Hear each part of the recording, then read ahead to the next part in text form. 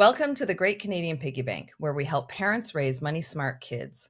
Today, I'm excited to welcome Jessica Moorhouse to the show. Jessica is a financial counselor, a seasoned speaker, and the host of the long-running More Money podcast.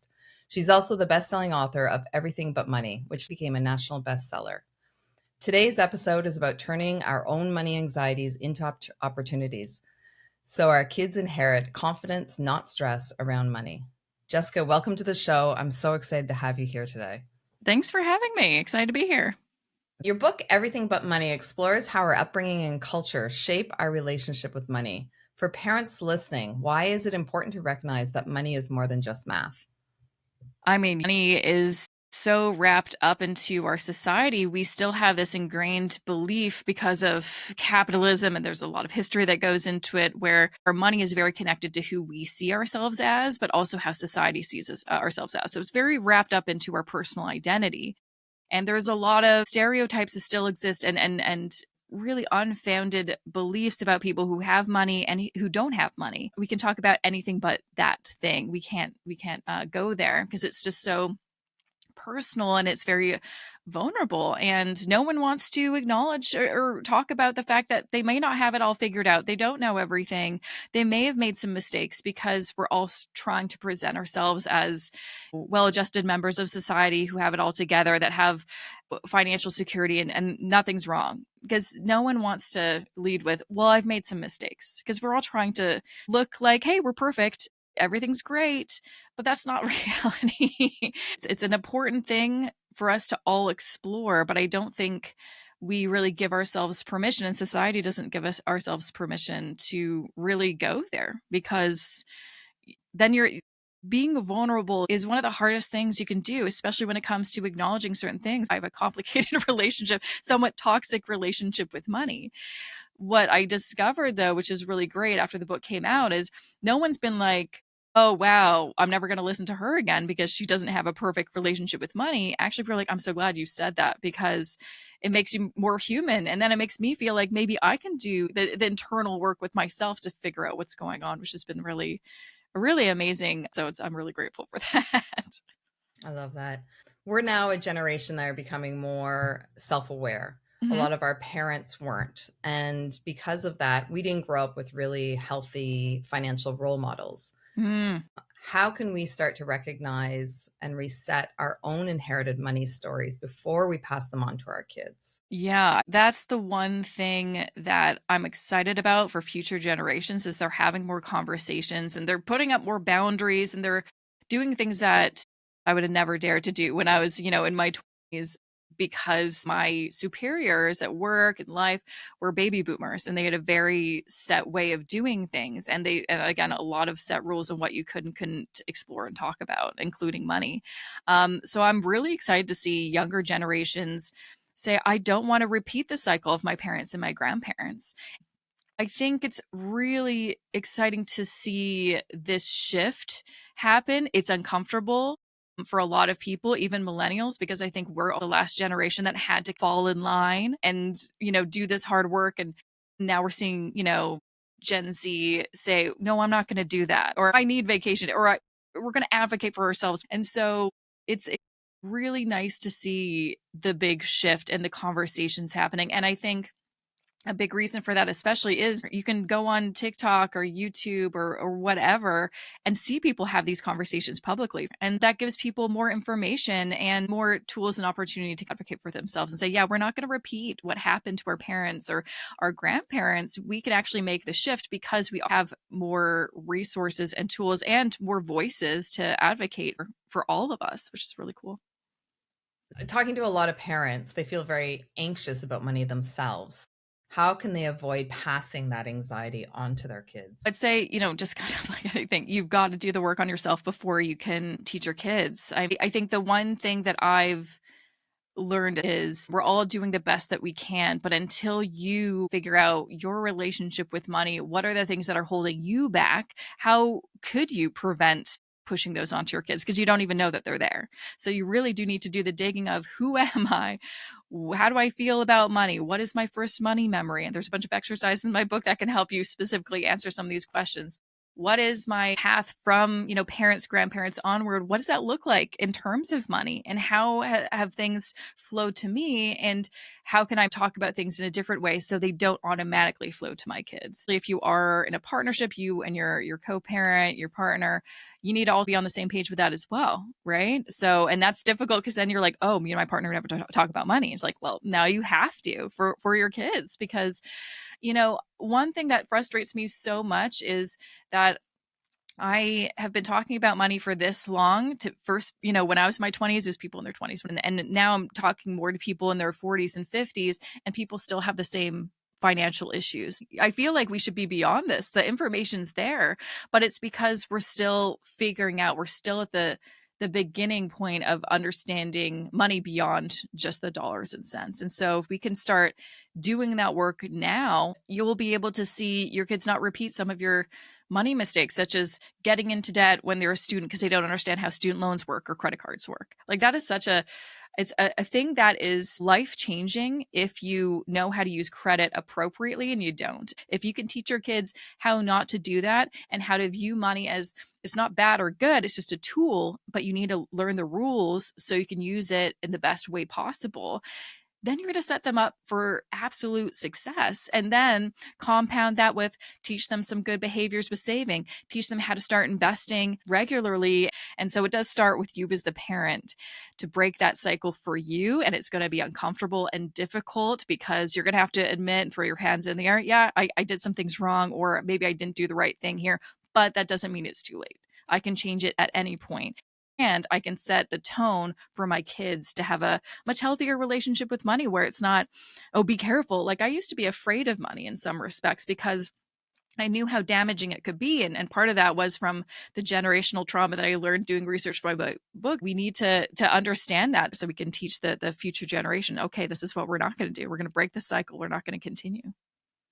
You said some great money phrases there. What are some other common money phrases or habits that parents might be unintentionally sending negative messages to kids that they should Mm. avoid? One thing I found is most kids are very curious about everything. And sometimes when my parents, maybe they didn't have the time or they just didn't know the answer, instead of really sitting with what I asked and giving me an answer, they would just shut the conversation down. And so that taught me eventually to not be as curious about certain things, especially with money. I remember specifically a memory of asking my parents, how much do you earn? That is a very normal thing. I mean, just being shut down. It's like it's not appropriate to talk about that. And so what I learned was it's not appropriate. I shouldn't ever talk about money, or I should never ask people about how much they make. And I brought into my 20s, and that's part of the reason I never negotiated salaries, because I didn't think you were allowed to talk about how much I should earn or how much do other people, how I can compare. And now there are online resources where you can see at this level how much on average do people make. Really, like, allowing your kids to ask those questions and give them thoughtful answers. And if you don't have the answer right then and there, don't shut down the conversation. Just say, great question, let's revisit this. I'm gonna look into that for you. I think that's the other thing with parents. They're afraid to show to their kids that they don't know something about money. It's okay if you don't know something. You're not a financial expert. It's okay to not have the answer. Just say, great question. Let me look that up for you. Or we can do it together. There's so many great ways. You can ask ChatGPT. You can go on Google. You do the research so easily now to find the answers for anything. So it's okay if you don't know. You can find it together. And then what you're teaching your kids is, if you don't know something, you can find the answer and create that habit to really be curious. And then again, that's a great skill to teach your kids, to teach them. If you don't know the answer, here's how to find it.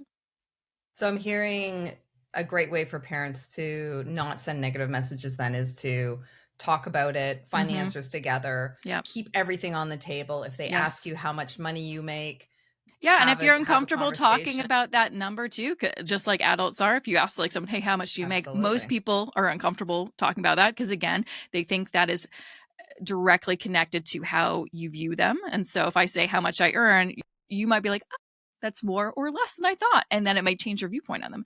So what you can do instead is, well, so this is my job. And hey, let's look it up. What's the salary range for that? So you could be like, I'm not going to share exactly how much I make, but just know it's within this range. And that's whenever I feel like the only time I ever found out how much my coworkers earned was when I was on the way out. So I was a little bit more bold. So I can ask them, like, what's your earn? Tell me. And I sure wish I had those conversations when I was in the job. So I had more information to use at my disposal to negotiate, to ask for a raise or a promotion. And again, it's not about specifically telling me the dollar amount. It's just what's a good range or what's your range, just so I can get an idea. Because honestly, most people will also know other people's ranges, and then you just have more information to help you again earn more than you probably are and earn more money because you probably deserve it. I completely agree. So you talked about breaking the cycle. You talked about talking about money. How does talking about money break the cycle? Well, I think for the longest time, the cycle was just money silence. There was no conversations about money, even though there's so many things that probably occurred that if we just had a conversation about money, we wouldn't be in this situation. And so if you can then get rid of this taboo that is, we don't talk about money, that still some people have a really hard time with, and make money just like so many other topics that are a lot more talked about now, such as like sex and things like that. Like no one talked about sex or contraception and protection and things like that. Now those conversations are more open, which I think is good because we need to have that information so we can make better choices. And so we need to do the same thing with money, because everyone is going to earn and spend and have money in their lives. And so if you can bring that topic into the conversation early, so it's not such a like, ooh, we can't go there, then they're going to be just so much more equipped when they're adults to make better choices or to do the research. Again, if they don't have the answers and if you don't have the answers for them, they feel more equipped to do the research on their own and find that information. So they can be like, okay, this is how you set up a budget, or this is one way you can start investing, and this is what a TFSA is, and all these kinds of things. It's amazing. And just for the record, kids don't want to talk to us about sex. Yeah, no, well, maybe they don't. I think we Yeah. want to talk to them. That's probably true. That's probably true. That's my experience. You get shut down pretty quickly. Yeah, fair enough, fair enough. Okay, so if parents remember just one takeaway from this conversation, what do you want it to be? If money is on your mind in any way, I think the answer, you may think that, oh, this is the path I should go, is I need to learn how to. But really, I think the answer is you need to learn why. You need to learn what is your financial foundation, and not in a actual money sense, but just where did you start with money? What is your relationship with money? You need to figure out your why, because that why is what's prompted probably every financial decision you've made up until this point. And until you figure that out, you can learn as many how to's, practical, hey, rules of thumb with money as you want. You're still probably going to make the same choices that you've been making that maybe aren't the best choices for you. It's really about doing that internal work first before figuring out, okay, well, tell me how to start a budget. How can I save more money? How can I retire early? Yeah, we're not there yet. We need to figure out you and your money first. Amazing. So what is one simple step that parents can do today with their kids? That's a great question. I'd say, like, again, start a conversation, ask them questions. I bet they would be so excited to have a conversation with you about money. And very well, the conversation would be like, do you have any questions for me about money, or how we earn money, or how we spend money? Do you have any questions for me? And likely they will, maybe not, but sometimes you have to, I know with kids, they're like, no, I'm fine. And so you have to kind of keep prodding them and bringing it up, or find the right moment to kind of bring it up. But I think the best thing you could do is letting your kids know that this is, a conversation that can be open at any time. I'm going to give you that space to ask your questions, and I'm going to give you thoughtful answers, because I think a lot of us growing up, I mean, that was not on the table. We were certainly not encouraged to have these conversations. So if you can show them, yeah, you can talk about it whenever you want. I'm free to talk about whatever you like, and I think that would be really helpful. And I know you're not plugging your book, but I'm going to plug your book. Yeah. I think reading your book was fantastic. I read it and I didn't realize I had money issues. I thought I had a really healthy relationship with money. And within the first chapter, a whole bunch of memories came back that just shocked me. Yeah. That I now need to let go. It's just not useful anymore, right? Yeah. It's very, very small T traumas, but definitely have shaped my thoughts on money. That we all have them. And Absolutely. I think that's the other thing I really want to put in the book is, this is a safe, judgment, no shame zone, because again, when it comes to money, there's a lot of judgment and a lot of shame. And so we need to get rid of that, because that is a big thing that's probably holding a lot of us back. And it's okay to dive into those kind of sensitive topics like trauma. And again, you may think you don't have anything, but it could be something very tiny, like I was bullied in school, or I had a friend that really hurt my feelings when I was a kid and I haven't let go of that. Whatever it is, we need to really figure out what those things are, because you may not realize from you not like really digging into and healing and go, doing some therapy. I'm a big advocate for therapy, doing that kind of internal work. That moment in time, that unhealed wound, which is what trauma is, an unhealed wound, it is going to impact you in all areas of your life until you heal it. And so you've got to do that work. I agree. I agree. So those people who want to dive deeper, where can they find your book and how can they connect with you? Yes. So my book is Everything But Money. You can find it at any book retailer. You can find more information on my website, jessicamoorhouse.com/book. I also have a bunch of book extras too. If you buy the book or read it at the library, it's also at the library. There's a thing on the page that shows you how to access some worksheets and videos and audio and stuff like that. It's also an audiobook, and I record it, or I read it myself, which is really a lot of fun. Amazing. But yeah, I love hearing from readers what they think. So I'm always open to an email, a DM, so you can let me know what happened to you when you read that book. What did you discover about yourself, and what kind of path did it take you on? Thank you so much for joining us today, Jessica. That was amazing. I think my big takeaway that I had for today was just really working on myself and my money stories so that I don't pass it on to my kids. And the more open that we are about having these conversations and talking about money and talking about how much we earn, I think the more empowered my kid's going to be to negotiate her salary and talking about money in the future. If you want to start to figure this out for yourself, check out Jessica's best-selling book, Everything But Money, or tune into her long-running More Money podcast. I'll link both in the show notes. So please subscribe and share it with other parents, and let me know what other topics you'd love to hear about. I'm Christi Rae, and this is the Great Canadian Piggy Bank, helping Canadian parents raise money-smart kids.